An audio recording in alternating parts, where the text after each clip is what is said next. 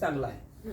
जे दररोज भेटते सकाळी पाणी टाकण्याचं काम ह्या ग्रुपतर्फे किंवा यांच्यातर्फे ज्यातर्फे झाडांचं काम चांगलं होते.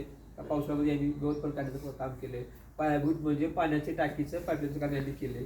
यांचा ग्रुप असते सध्या दर दिवशी सकाळी इथून पाणी उघड टाकायचं काम सुरू आहे.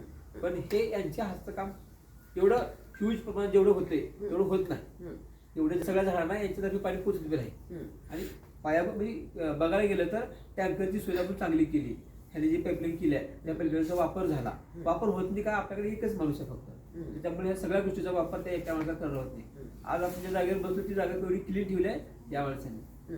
हा एवढी सगळी टेकडी एकटा माणूस क्लीन ठेवू शकत नाही. फक्त क्लिनिंगचं काम म्हणलं तर त्यासाठी 2-4 माणसं लागतील. पाणी टाकण्यासाठी वेगळे माणसं लागतात. सुरक्षेसाठी वेगळे माणसं लागतात. त्यांनी ते गार्डनचा विषय काढला तरी 50 लोक काम करतात. त्यामुळे एवढे लोक तिथे विजिट द्यायला जाते. या ठिकाणी एक माणूस असेल तर एवढ्या कामाच्या अपेक्षा ते एका माणसावर होणार नाही.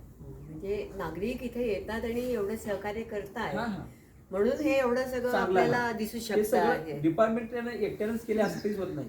डिपार्टमेंटला नागरिकांचा फुल सपोर्ट आहे. बरोबर. प्रत्येक झाडांची काळजी ते नागरिक घेतील म्हणून हे व्यवस्थित आहे. डिपार्टमेंटला त्रास द्यायचा म्हणलं की लगेच त्रास होते. डिपार्टमेंट नागरिकांचा भरपूर सहकार्य.